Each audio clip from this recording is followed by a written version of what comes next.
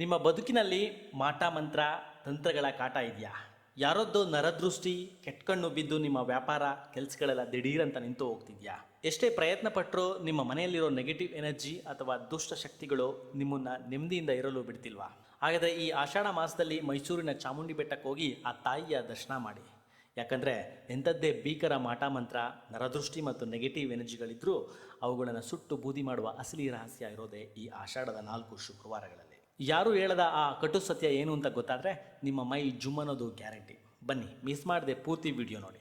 ವೈಜ್ಞಾನಿಕವಾಗಿಯೇ ಮತ್ತು ಜ್ಯೋತಿಷ್ಯ ಶಾಸ್ತ್ರದ ಪ್ರಕಾರ ಆಷಾಢ ಮಾಸದಲ್ಲಿ ಸೂರ್ಯ ತನ್ನ ಪಥವನ್ನು ಬದಲಾಯಿಸ್ತಾನೆ. ಈ ಸಮಯದಲ್ಲಿ ಇಡೀ ಭೂಮಿಯ ಮೇಲೆ ನೆಗೆಟಿವ್ ಎನರ್ಜಿ ಅಂದರೆ ನಕಾರಾತ್ಮಕ ಶಕ್ತಿಗಳ ಪ್ರಭಾವ ಮತ್ತು ದುಷ್ಟ ಶಕ್ತಿಗಳ ಅಟ್ಟಹಾಸ ಅತ್ಯಂತ ಹೆಚ್ಚಿರುತ್ತದೆ. ನಮ್ಮ ಋಷಿ ಮುನಿಗಳು ಕಂಡುಕೊಂಡ ಸತ್ಯ ಏನಂದರೆ, ಈ ಕತ್ತಲೆಯ ಜಗತ್ತನ್ನು ಮತ್ತು ನೆಗೆಟಿವ್ ಎನರ್ಜಿಯನ್ನು ಸಂಹಾರ ಮಾಡಲು ಪ್ರಕೃತಿಯಲ್ಲಿ ಉಗ್ರ ಸ್ವರೂಪಿಣಿಯಾದ ಶಕ್ತಿ ಜಾಗೃತವಾಗಲೇಬೇಕು. ಅದಕ್ಕಾಗಿಯೇ ಆಷಾಢ ಮಾಸದಲ್ಲಿ ಚಾಮುಂಡೇಶ್ವರಿ ದೇವಿ ಕೇವಲ ಶಾಂತ ಸ್ವರೂಪಿಣಿಯಾಗಿರದೆ ದುಷ್ಟ ಶಕ್ತಿಗಳನ್ನು ದಮನ ಮಾಡುವ ಮಹಿಷಾಸುರ ಮರ್ದಿನಿಯ ರೌದ್ರಾವತಾರವನ್ನು ತಾಳುತ್ತಾಳೆ. ಈ ಸಮಯದಲ್ಲಿ ದೇವಿಯ ಎನರ್ಜಿ ಲೆವೆಲ್ ಹೈ ಇರುತ್ತೆ.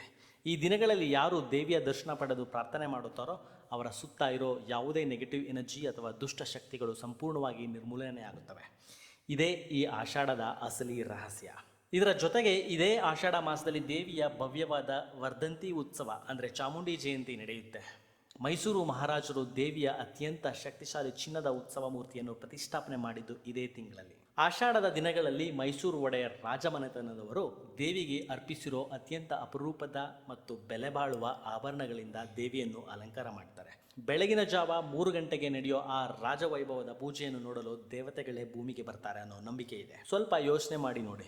ಇಂಥ ಅದ್ಭುತವಾದ ನಮ್ಮ ಸನಾತನ ಹಿಂದೂ ಧರ್ಮದ ವಿಜ್ಞಾನ ಮತ್ತು ರಹಸ್ಯಗಳನ್ನು ಇಂದಿನ ಪೀಳಿಗೆಗೆ ತಲುಪಿಸಬೇಕಾದ ಜವಾಬ್ದಾರಿ ನಮ್ಮೆಲ್ಲರ ಮೇಲಿದೆ.